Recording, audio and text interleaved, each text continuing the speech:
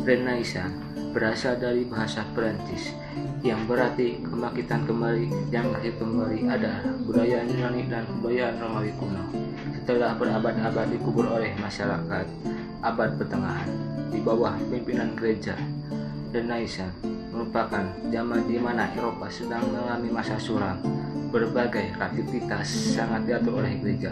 Dominasi gereja sangat kuat dalam berbagai aspek kehidupan. Agama Kristen sangat mempengaruhi berbagai kebijakan yang dibuat oleh pemerintah.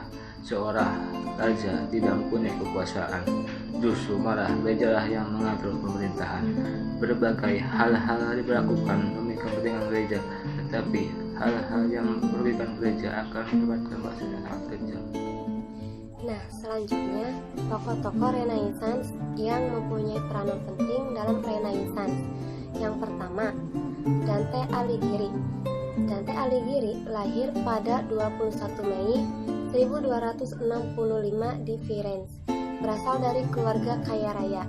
Dante dijuluki bapak bahasa Italia dan salah seorang penyair terbesar sastra dunia. Dan yang kedua, Lorenzo Valla. Lorenzo Valla lahir pada tahun 1405. Ia seorang humanis, retorikawan, dan pengajar Italia. Ia dikenal karena analisis tekstualnya yang menyatakan bahwa donasi Konstantinus adalah sebuah pemalsuan.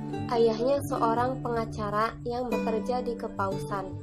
Salah satu ungkapannya yang sangat terkenal adalah mengorbankan hidup demi kebenaran dan keadilan adalah jalan menuju kebajikan tertinggi, kehormatan tertinggi, dan pahala tertinggi.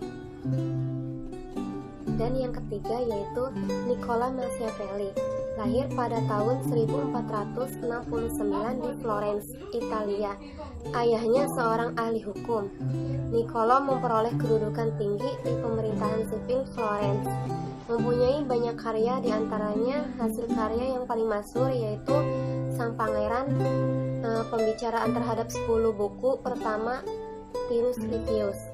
Dan yang keempat yaitu Boccaccio, adalah seorang penulis dan penyair Italia. Dia adalah sahabat murid sekaligus koresponden Petrarca, seorang humanis Renaissance. Dia menulis sejumlah karya penting, termasuk tentang wanita terkenal. Boccaccio terkenal karena dialognya yang dikatakan telah melampaui orang-orang sezamannya. Dan tokoh yang kelima yaitu Francesco Petrarca. Lahir 20 Juli 1304 di Tuscan. Dia seorang humanis yang mengagumi hal-hal yang serba naturalis, polos, dan apa adanya. Dan juga dikagumi dan ditiru di seluruh Eropa pada masa Renaissance dan menjadi model untuk sajak tulis. Dia juga dikenal sebagai salah satu yang pertama kali mengembangkan konsep zaman kegelapan. Dan tokoh yang terakhir atau yang keenam, Desiderius Eramus. Lahir pada 28 Oktober 1466. Dia seorang teolog, pengajar kritikus sosial, imam Katolik, dan humanis Renaissance berkebangsaan Belanda.